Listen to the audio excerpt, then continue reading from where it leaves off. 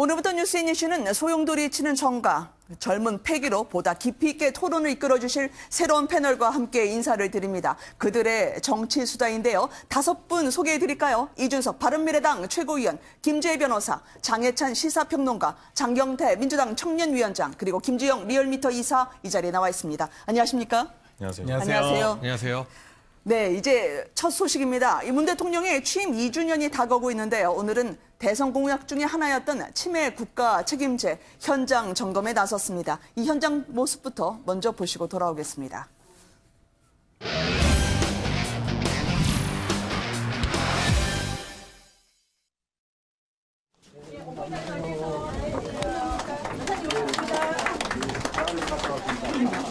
내일이 어버이날이기 때문에 오늘 카네이션을 좀 받고 싶었거든요. 같이 접기로 하겠습니다. 내가 잘못 가르쳤는가 봐. 이렇게 하면 이렇게 안으로 반짝이를 앞으로. 잘못했네요. 처음부터 제가 잘못했나요? 죄송합니다. 대통령께서 만드신 거 보세요. 간단하게 깔끔한 거 좋아하시는 것 같아요. 그러니까 그렇죠? 자,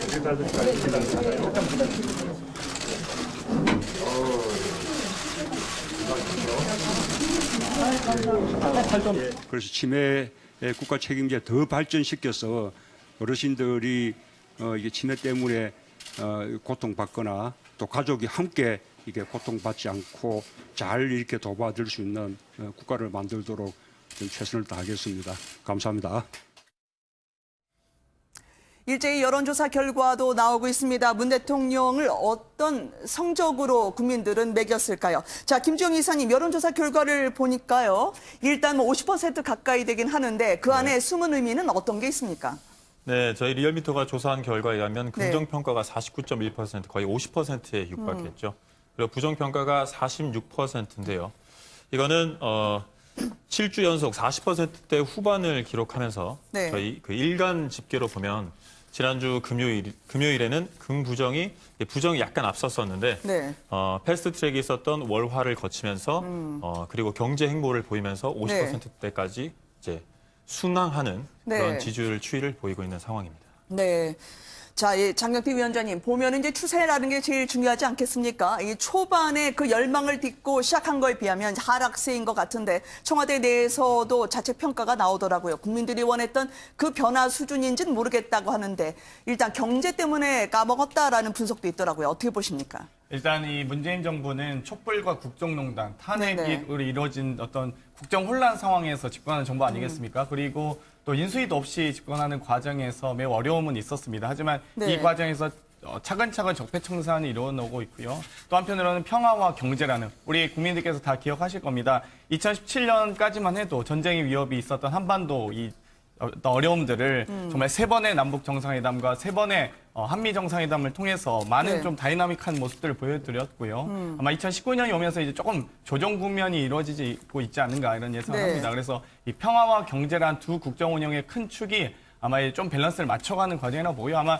이 김주영 이사께서도 말씀하셨듯이 이 사실 지지율이라고 하는 건 사실 보수의 약간 사실 반사익도 있었던 거거든요. 어떤 대안을 마련하지 못한 상황에서 보수가 대안을 잃고 자초하면서 문재인 정부에 너무나 힘이 많이 실리면서 기대도 컸던 것 같습니다. 하지만 이런 과정에서 2년 차에 다다랐지만 50%에 육박하는 지지율을 유지하고 있다는 것만으로도 큰 의미가 있다고 생각합니다. 네, 여러 성과 그리고 적폐 청산으로 지지율을 갖고 있습니다. 또 한편으로는 그래도 국민통합, 정치적 성격의 정부보다는 일하는 정부였으면 좋겠다라는 바람도 일히는데요. 김재희 변호사님, 지금 중도층의 이탈이 아무래도 눈에 두드러져 보인다는 평가가 있더라고요. 네, 그동안 문재인 정부에 약간 호감을 보여왔던 그 중도층 중 절반 정도는 약간 마음이 돌아섰다. 이렇게 여론이 분석이 되고 있는데요.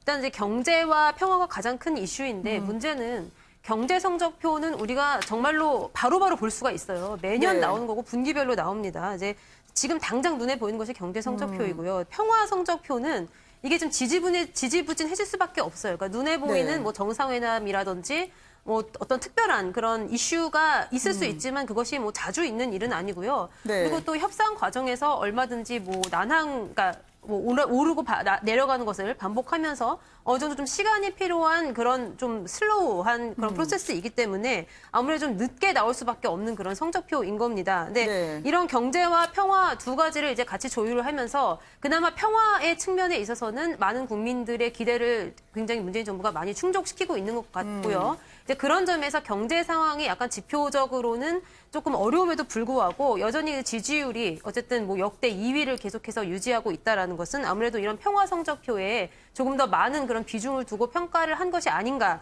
이제 그런 생각이 듭니다. 이제 네. 그렇지만 어쨌든 제가 말했듯이 평화 프로세스는 이제 좀 지지부진하게 좀 늦게 약간 조금 느리게 진행되는 그런 측면이 있기 때문에 경제가 앞으로 더 나빠진다면 이 지지율 추세가 마냥 안심하고 있을 수만은 없는 이제 그런 상황으로 보입니다. 네, 아마 역설적으로 나오는 현상을 보면은요.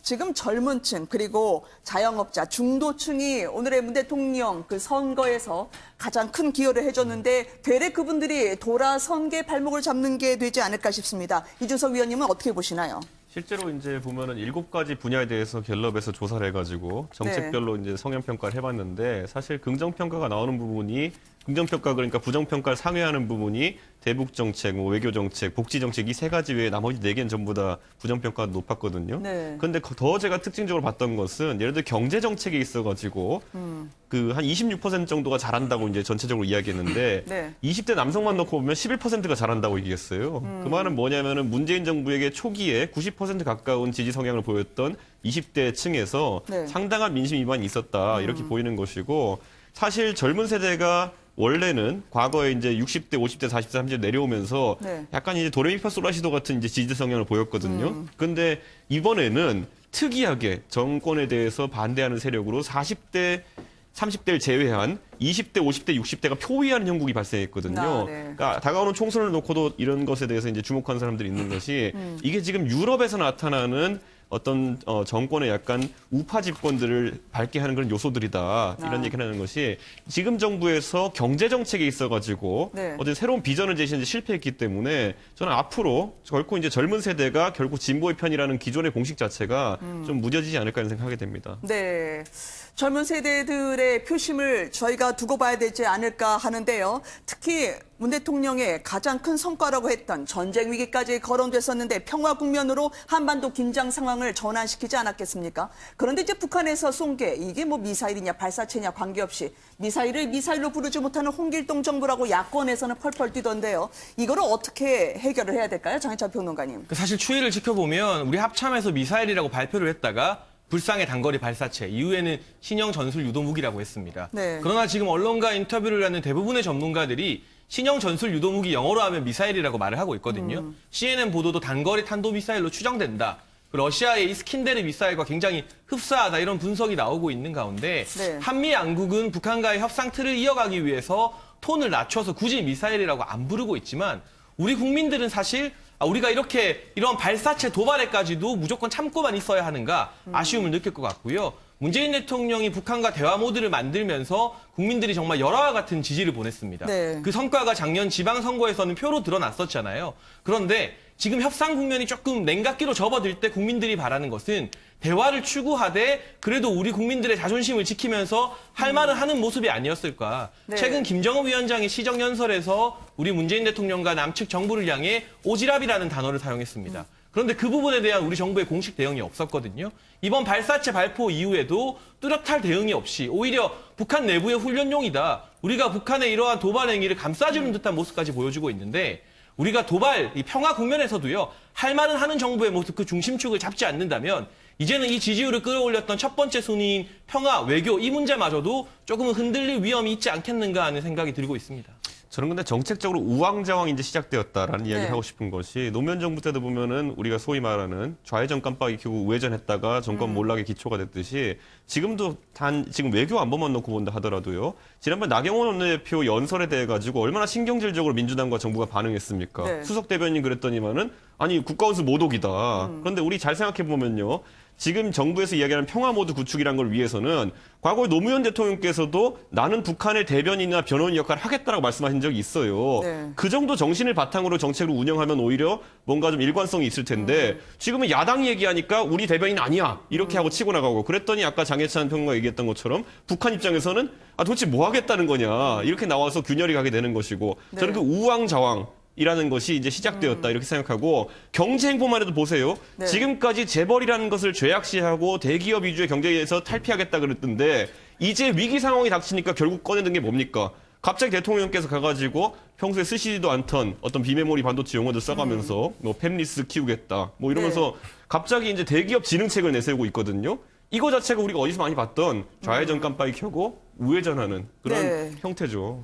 장경태 위원장님 어떻게 보세요? 이번에 200km 정도 사정거리로 예상되는 전술 유도 무기가 이제 발사가 됐는데 발사체냐 사실 미사일이냐 이 논쟁은 중요하지 않습니다. 왜냐하면 이것 자체가 국방의 문제가 아니고 사실 외교의 문제거든요. 그러니까 어찌됐건 한미연합의 어떤 공조 속에서 국제적 네. 상황을 풀어가야 되고요. 또 이 한반도의 평화를 만들어가는 과정이기 때문에 사실 이 무기에 너무 집중해서 한국 언론에서만 일부 언론에서만 이렇게 논쟁을 하고 있는 것 같고요. 사실 이미 폼페이오 국무부 장관의 워딩에서도 이미 나오고 있습니다. 단거리란 표현을 사용했다는 점 그리고 미사일이란 언급을 하지 않습니다. 그리고 트럼프 대통령도 강력하게 이야기했습니다. 김정은은 나와 함께한다. 그리고 네.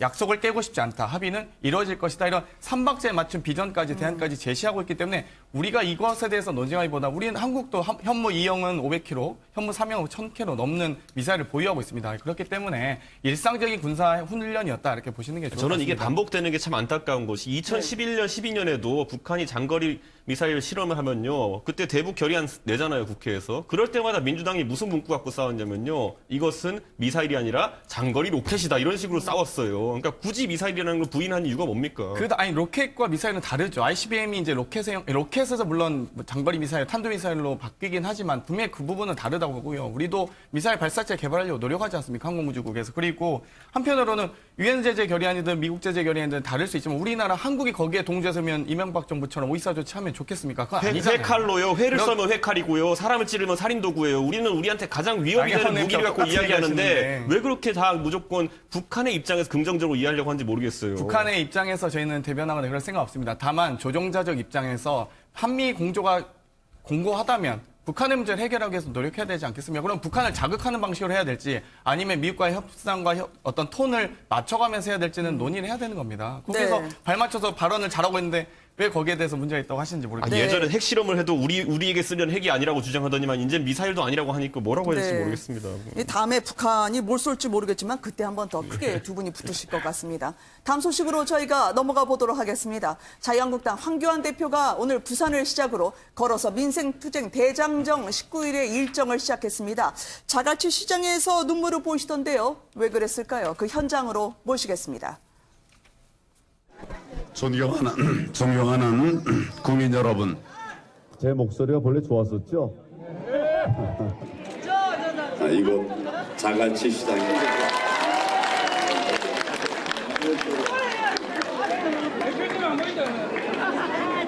가는 곳이 어디든 끼 때가 되면 지역 주민과 함께 한 끼 밥상을 하겠습니다. 마을회관이든 경로당이든 재워주시는 곳에서 잠을 잘 생각입니다. 오늘 출발하는 저의 민생 대장정, 국민 여러분과 함께 국민 여러분들의 마음을 모아서 위대한 국민 승리의 대장정으로 만들겠습니다. 여러분.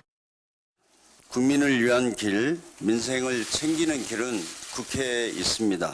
한국당은 명분 없는 장외투쟁을 접고 국회로 돌아와 주기 바랍니다. 온 국민이 못 살겠다 울부짖고 있다면서요. 앞으로 바람 부는 대로 걷겠다고 이야기한 황교안 대표입니다. 그런데 이제 지지자들을 만나는 순간 울먹이시던데요. 김재희 변호사님, 어떤 연유로 그렇게 된 건가요?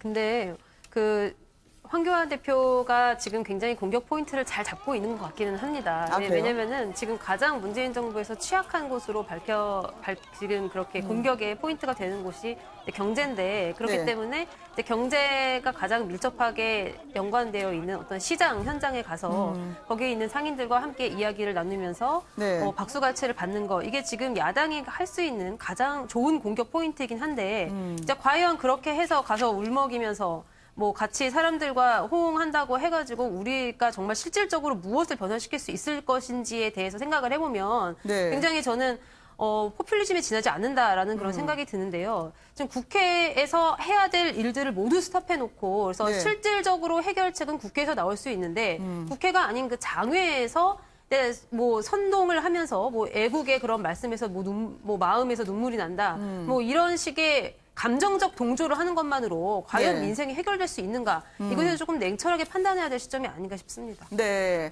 황교안 대표가 지금 싸울 타이밍을 잡은 건가요? 물론 돌아갈 국회가 없지요. 이제 원외 인사기 때문에 그렇지만 본인의 대세 굳히기인가 아니면 원외 인사로서의 나름대로 입지가 여기까지인가라는 논란이 있을 수 있는데요. 장현정님은 네. 어떻게 보십니까? 전형적으로 장외 투쟁이 아닌 장외 투어를 다니고 계십니다. 그러니까 소위 광주에서 계란 맞고 부산에서 자갈치 시장에 눈물 흘리면서 전형적인 구태 정치군요. 지역 감정을 조장하는 형태의 이 정치 행보이기 때문에 고작 이 21세기에서 지금 이런 80년대식의 정말 지역 정치를 지역 감정 조장하는 형태로 이렇게 하시는 것에 대해서 매우 안타깝습니다. 장희찬 평론가님은 어떻게 보세요? 이 대선 행보로 비춰지는 시각도 있고요. 오래전부터 계획했다는 얘기도 있던데요. 근데 저는 나름대로 소기의 성과를 거두지 않을까 예상이 되는 부분인데 언제까지 국회를 보이콧할 수는 없어요.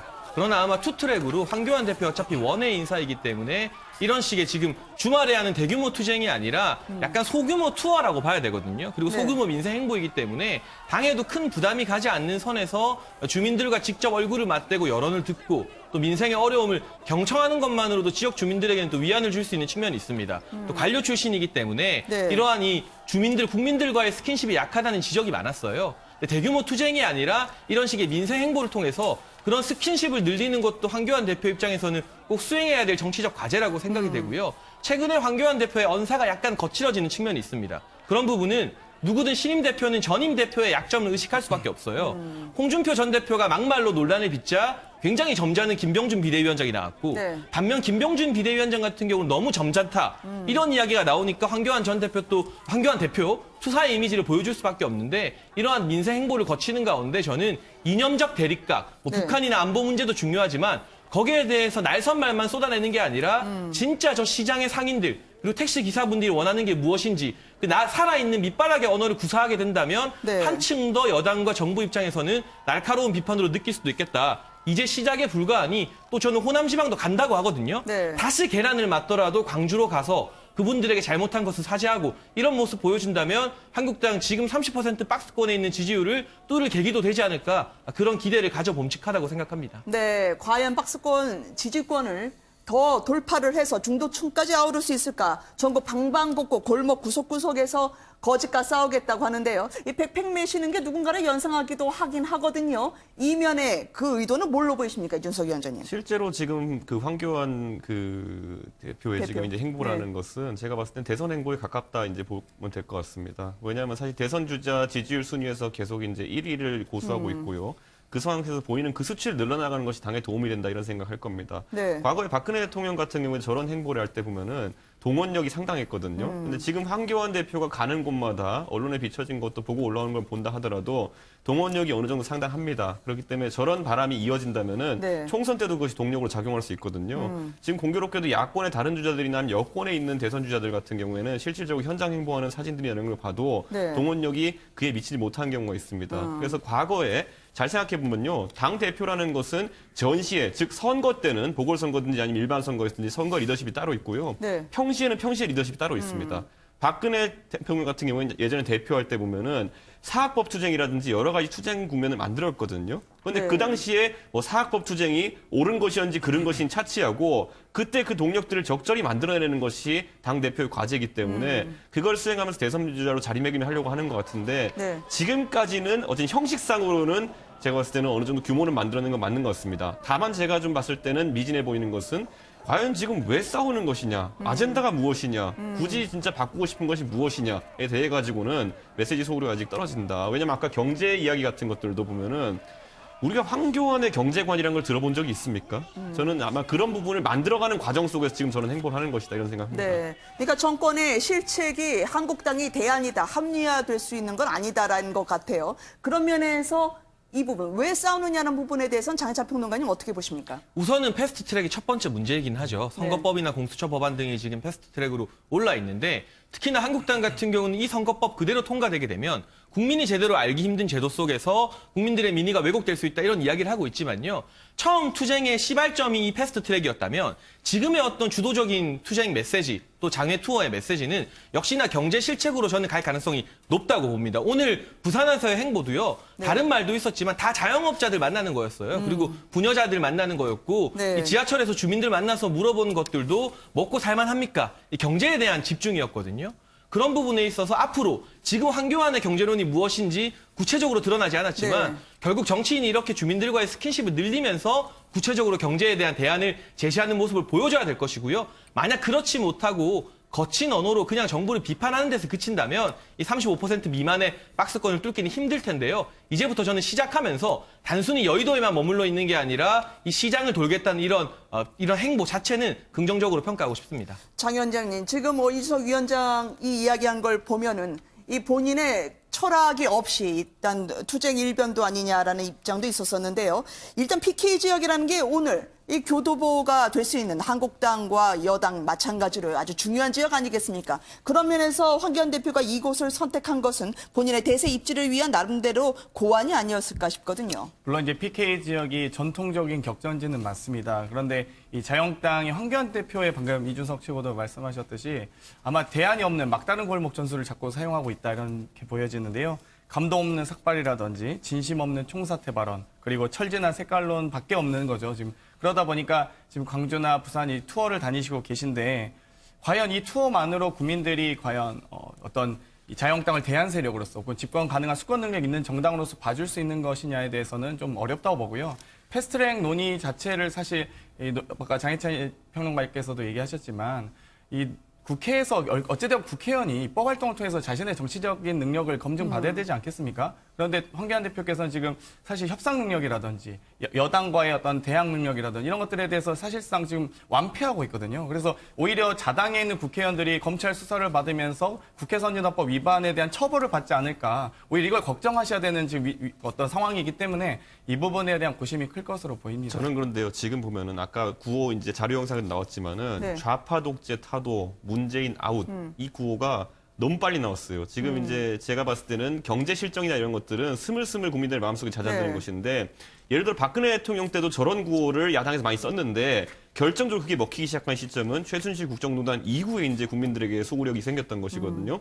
지금 저거는요 라면이 물이 안 끓었는데 바로 그냥 스푼 넣어가지고 다 망가뜨리고 있는 겁니다. 저희도 독재라고는 안 했어요. 그러니까 오히려 어찌됐건 민주주의의 원칙에 의해서 선출된 권력이었기 때문에 국정농단이라고 표현했지 박근혜 정말 독재라고까지 안 해요. 이준석 씨가 독재라는 표현 굉장히 많이 썼어요. 또 일부 시민들이 쓰셨죠. 당 차원에서 쓰지 않았어요. 민주당의 이름을 걸고 쓰지 않았습니다. 단골로가 독재였어요. 자유한국당은 지금 어떤 수권 정당이라고 보여지는 이 정당이 제1야당이 지금 민주당 정권에 대해서 이렇게 하고 있기 때문에 이건 좀 잘못 나간 거죠. 저도 그래서 저거를 지금 쓰기 시작함으로써 지금 앞으로 경제 상황은 더 어려질 가능성이 있고 또 정책적 오만, 독선이라는 것이 계속되는 상황 속에서 격상시킬 구호가 없어요, 이제. 저게 먼저 나와버렸으니까. 그러니까 서로 이 독한 말을 내뱉다 보면은 출구가 없죠. 그렇지만 지지층은 이른바 집토끼 분들은 결집하고 있는 양상이 있지 않겠습니까? 이사님 보니까 여론조사를 볼 때요. 여권이나 아니면 한국당이나 다 여론에서의 지지도가 올라갔더라고요. 네, 저희 리얼미터 조사 5월 첫째 주 조사 결과에 따르면요. 주간 집계가 한국당이 1.5%포인트 상승한 33%를 기록하고요. 민주당 역시 2.1%포인트 상승한 40.1%를 기록하고 있습니다. 이게 정당 논리로 따져보면요. 상대방 정당 지지층들이 자신의 정당을 정치인이나 대표를 폄하하거나 이제 부정적으로 얘기를 하면 서로 결집하는 양상을 보이고 있거든요. 이런 상황을 비춰봤을 때 민주당, 한국당 또 그 대통령 지지도 역시 민주당과 동반 상승하는 그런 요인이 되지 않았나 싶습니다. 네, 서로의 대치 그리고 오늘로부터 시작이 되는 대장정까지 저희가 짚어봤습니다. 다음 이슈로 넘어가 보도록 할까요? 서울의 봄 기억하시는지요? 1980년도 5월과 6월에 과연 어떤 일이 있었길래 심재철 의원 그리고 유시민 이사장은 그렇게 격하게 서로가 공방을 이어가고 있을까요? 그러니까 당신의 진술 때문에 우리 동지들이 다 고초를 겪었다. 그 이야기를 놓고 싸우고 있는데요. 장희찬 평론가님, 그동안의 연역을 좀 정리해 주실 수 있겠습니까? 네, 우선 간단히 서울의 범이 무엇인지 먼저 설명드리면 1979년 10월 26일에 박정희 전 대통령이 시해를 당합니다. 그리고 아시는 것처럼 전두환 전 대통령이 집권하게 되는데 1980년 5월 17일에 전두환 정부에서 비상계엄을 전국으로 확대합니다. 그 이전까지의 기간을 서울의 봄이라고 하고요. 이 시기 동안 전국 각지에서 민주화 운동이나 학생 시위가 대대적으로 폭발합니다.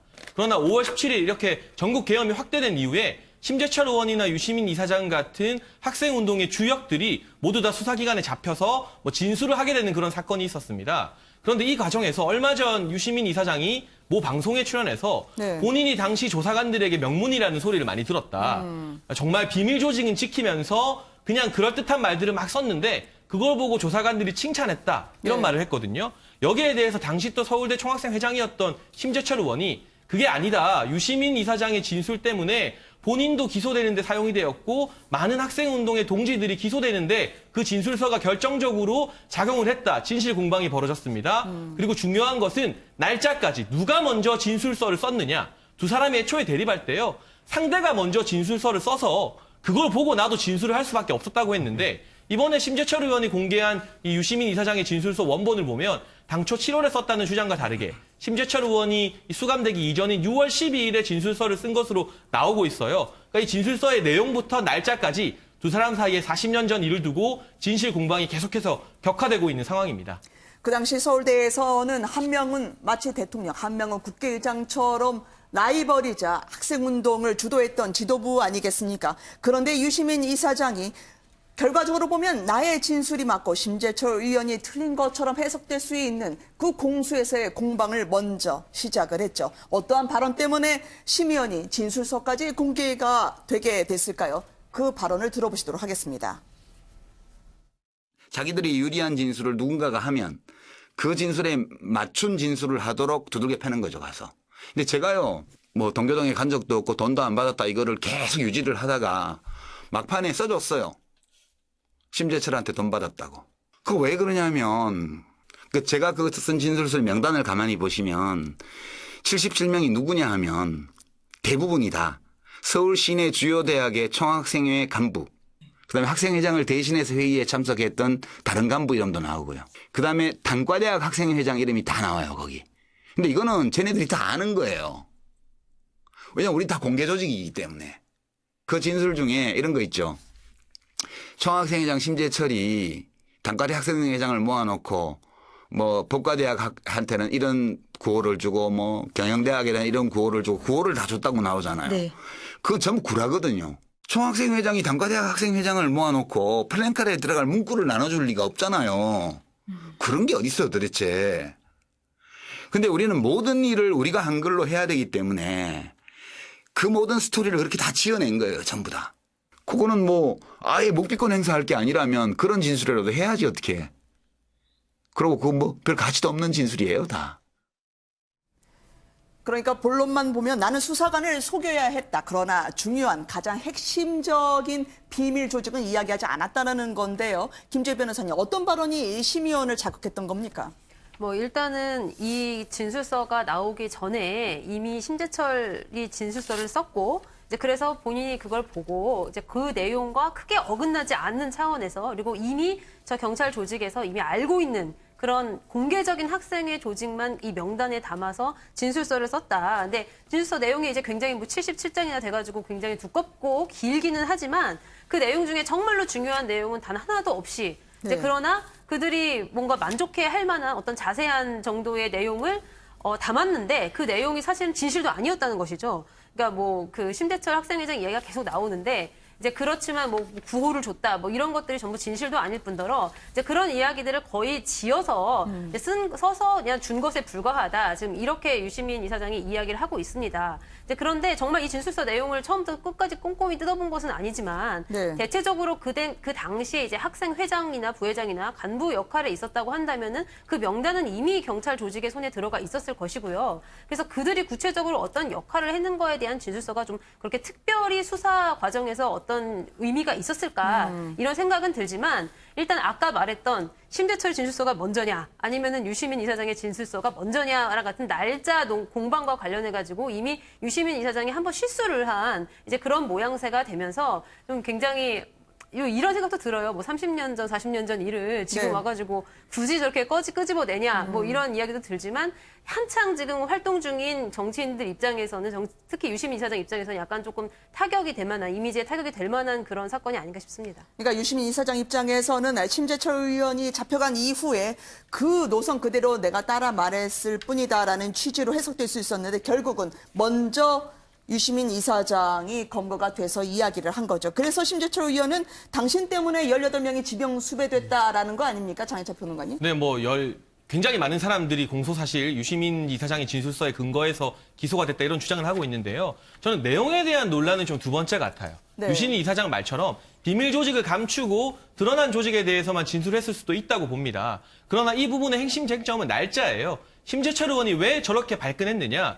유시민 이사장 유튜브에서 뭐라 말했냐면 심재철 진술 내용에 맞춰서 돈을 받았다 자술서 쓸 수밖에 없었다는 발언을 했습니다. 그러니까 이 내용을 보게 되면 이 자술서를 쓴 원인을 심재철 의원에게 돌리고 있는 부분입니다. 네. 그런데 정작 날짜를 확인해 보니까 본인이 진술서를 6월 12일에 먼저 쓴 것으로 지금까지는 드러나고 있잖아요. 이렇게 되면 심재철 의원 입장에서는 굉장히 심각한 명예훼손을 당했다고 생각할 수밖에 없습니다. 그러니까 내용상으로는 비밀 조직을 보호했고 또 허위로 진술서를 썼다 하더라도 가장 중요한 날짜 부분 그리고 심재철 의원의 진술서에 맞춰서 본인이 썼다는 이 부분에 대해서는 현재까지로는 사실관계 틀린 게 명확하기 때문에 여기에 대해서는 깔끔하게 사과를 하고 그러나 40년 전의 일인 만큼 그 이후의 내용에 대한 공방은 역사의 평가에 맡기는 게 저는 온당하지 않은가 싶습니다. 네, 장경태 위원장님 지금 공방에요. 유시민 이사장이 몰리는 국면에서 윤호중 의원이 오늘 가세를 했습니다. 형, 진짜 핵심 증언은 형 때문에 나온 거예요 라면서 심재철 의원을 겨냥한 게 아닐까 싶은데요. 이 협공을 어떻게 보셨습니까?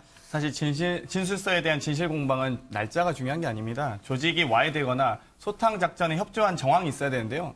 사실 지금 유시민 이사장께서 쓰셨던 77명은 공개된 학생 조직입니다. 학생 조직 80년대 학생 조직을 보면 사실 이제 대중적 학생 운동을 했던 총학생회 이하에 학림, 무림 뭐 이런 조직들이 있었거든요. 소위 이제 약간 지하 조직이라는 조직들이 있었기 때문에 이 조직들이 드러나지 않는 상황을 만들어야지만 또 가능한 다음 학생 운동이 계속 이어지기도 했고요. 또 이 당시에 물고문, 전기고문, 몽둥이 찜질, 뺨 때리기 등 남영동 대공분실에서 피해를 받으신 희생자가 얼마나 많습니까? 2년차 여기자에게도 물고문했던 곳 아니겠습니까?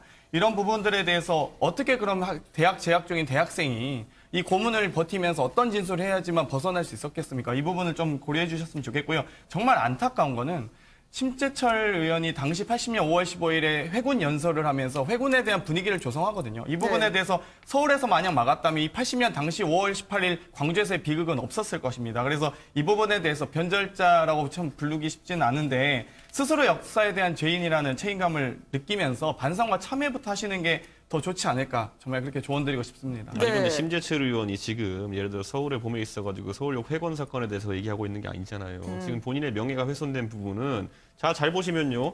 유시민 이사장을 방어하는 쪽의 논리가 뭐냐면요. 두들겨 맞다 보면 그럴 수 있다예요. 그런데 그럼 심재철 의원은 똑같이 방어할 수 있어요. 그런데 여기서 서로 뒤집어 씌웠던 게 뭐냐면은 내가 저 사람 진술하는 거 보고 나는 의미 없는 걸 섞어가지고 낸 거다라고 유시민 이사장이 주장한 거거든요. 그 사실이 지금 허위일 수밖에 없는 정황이 드러났잖아요. 어떻게 미래로 날아가서 심재철 이사장 의원 걸 보고 여기 진술합니까? 아마 수사 단계에서. 근데 제가 이걸 지적하고 싶은 거는 4월 22일에 벌써 이제 주간지에서 이걸 보도를 했어요. 그래서 그때 저도 문자 메시지 받았는데 기자들한테 어떻게 뿌렸냐면요. 조만간 기자회견 해가지고 이런 부분에 대해서 오해를 밝힐 것이다 했는데 그때 패스트트랙 전국이 터지면서 한 열흘 정도 시간이 있었던 거예요. 그러다가 본인이 다 준비해가지고 어쨌든 알리바이를 만들어가지고 5월 1일 날 유튜브 방송을 띄웠겠죠. 근데 거기서 가장 결정적으로 날짜마저도 본인이 확인할 수 없는 것. 왜냐? 본인은 심재철 의원이 가지고 있다는 진술서 전문을 확보하지 못했기 때문이겠죠. 그러다 보니까 어떻게 추론에 쓰다 보니까 완전히 다른 사람의 명예를 훼손시킨 거 아닙니까? 그에 대해서는 미안하다 할 수 있는 거예요, 지금. 아니 사실 이제 3자 뭐 대질 신문을 한다든지 이런 게 아니면 종이가 있는데 뭘 대질을 해요? 과정에서 아니 그것도 사실 수사관의 어떤 구두거나 허위 조작된 진술서가 있을 수 있습니다. 이 부분에 대해서는 저는 분명히 진실 규명했으면 좋겠고요. 사실 기억이 조작됐거나 수사 과정에서의 조각 사유가 있을 수 있습니다. 그렇지만 어찌됐건 이 본질적 문제를 저희는 검토했으면 좋겠다고 말씀드리고 아니 본질이 싶어요. 문서 내용이 진위의 여부인데 지금 와가지고 본질이 아닌 걸 윤호중 의원이 꺼낸 거 아닙니까? 당신은 왜 MBC 기자가 됐냐 이런 거 아닙니까? 지금 보면은. 서울역 봄 당시에 과연 이 민주인사들이 누구 때문에 이 소위 조직이 와해되고 이 소탕 작전에 검찰, 검경에 적극적으로 협조한 사람이 누구였는지가 가장 중요한 진실과 본질입니다. 날짜는 사실 어떤 문서를 보고 썼는지 그건 확인해 봐야 되겠죠. 그리고 기억이 조금 조작될 수 있습니다. 하지만 분명한 거는 유시민 이사장은 민주인사들을 보호하기 위해서 노력했던 사람으로 사실 역사적 검증은 끝나지 않았습니까? 그 검증에 반하는 증거가 나와서 지금 얘기를 하는 건데 뭐가 증명이 됐다는 겁니까? 77명에 대한 명단도 다 검토해 보셨나요? 봤죠. 여기 내용 나와 있잖아요. 전혀 뭐 유명하지 않아요. 여기서 저는 잠깐 개입을 할게요. 왜냐하면 누구의 진술이 맞느냐, 서울에 보면 이걸 따질 거 없이 지금은 정치인들 간에 누가 거짓말을 하고 있느냐 그 논란이 될 것 같아서 이게 결정적일 것 같습니다. 어쨌든 유시민 위원장, 유시민 이사장의 지금 그 6월의 날짜까지요. 두 분의 경론을 잘 들었습니다. 저희가 다음 소식 잠깐 한번 짚고 넘어가려고 하는데요. 바른미래당이 이번 주에 온전할까요? 지금 김관영 원내대표 이 버티기를 고수하고 있는데요. 한번 발언을 듣고요. 저희가 이야기를 이어가도록 하겠습니다. 현재 벌어지고 있는 바른미래당 사태의 본질은 개파 이기주의에 눈이 멀어서 분란을 일으키는 사람들 때문입니다. 개파 정치를 통해 당을 흔들어대고 있습니다. 기회주의적 행동이며 해당 행위입니다. 재계 원내대표 사퇴를 요구하고 조기에 원내대표 경선을 요구하신 의원님들 모두가 바른미래당 이름으로 기호 3번 달고 한국당이나 민주당과의 연대나 통합 없이 당당하게 총선에 나가서 국민의 심판을 받겠다는 의사표를 하신다면 저는 그 즉시 그만두겠습니다. 유승민 전 대표님을 포함해서 원내대표 사퇴를 강요하고 당 지도부를 끝없이 흔들고 계신 분들에게 묻겠습니다. 다음 총선에서 기호 3번으로 나가실 겁니까? 아니면 기호 2번과 함께하는 겁니까? 아예 기호 2번으로 나가실 겁니까? 김관영 원내대표가 작심하고 날렸습니다. 당신들은 결국 기호 2번으로 나가고 싶어서 그런 거 아니냐. 지금 바른미래의 최고위원이시죠. 이준석 위원님께 여쭤볼 것 같아요. 네. 2번으로 나가고 싶은 생각 있으신 거 아니에요? 유승민 의원 포함해가지고요. 저는요, 지난 보궐선거도 작년에 있을 때 똑같은 얘기 나왔을 때 전 3번 나간다 그러고 3번 나갔습니다. 그리고 유승민 의원도 뭐 지난번에 보면 발언 중에 뭐 한국당이 개혁되지 않으면은 합치지 않겠다. 또는 개혁되면 언제든지 합칠 수 있다. 이 말은 저희 바른정당 만들 때부터 2년 동안 똑같이 하는 얘기고요. 많이 들어보셨을 겁니다. 친박 8정 몰아내면은 언제든지 논의할 수 있다. 그런데 구체적으로 말하면은 친박 8정 안 몰아낼 거 알고 있기 때문에 얘기하는 것들이고 유승민 의원 같은 경우에도 그 전에 강연들에서 자유한국당과의 통합 없다라고 이제 선을 그었었거든요. 그렇기 때문에 김관영 원내대표가 저런 뉘앙스를 풍기는 것은 최근에 오히려 구체적으로 이제 손학규 대표님 같은 경우에는 뭐 민평당에 있는 분들과 이제 교류한다는 이야기도 있고 하니까 공세적으로 방어에 나선 것 같은데 제가 봤을 때는 오히려 해명해야 될 쪽은 김관영 원내대표 쪽이 아닐까 이렇게 생각합니다. 네. 아니 이게 나가도 명분 있게 나가야 되지만 오히려 이 당 안에 있는 것이 이분들에게는 자금이나 아니면 다른 측면에서 훨씬 더 안전할 거라는 그런 분석도 있거든요. 장희찬 평론가. 그렇죠. 그리고 어느 쪽과 훗날 통합을 한다 해도요. 당권을 가지고 들어가야 지분을 더 많이 받지. 이 야인 상태로는 지분을 받기 힘들거든요. 근데 저는 김관영 원내대표가 패스트트랙 국면에서 강제 사보임 하루에 2번 하고 또 최근에는 손학규 대표가 본인에게 반대하는 정무직 뭐 부대변인 같은 사람들 다 일괄 해임시켰습니다. 이런 부분 좀 너무 나간 것 같아요. 따라서 김관영 원내대표에 대해서 의원들이 불신임하는 것 이해는 합니다만 바른미래당을 지켜보는 지지자들 또 지지했던 국민들 입장에서는 그래서 다음 대안은 뭐냐라는 물음을 던질 수밖에 없거든요.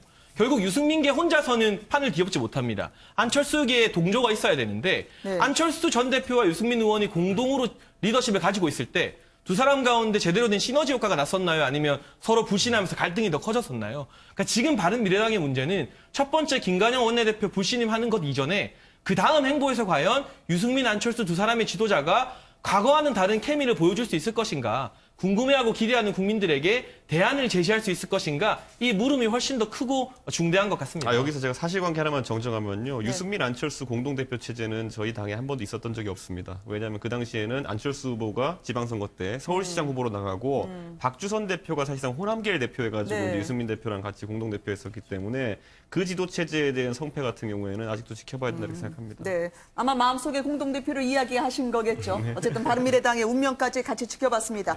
5분께 감사드립니다. 고맙습니다.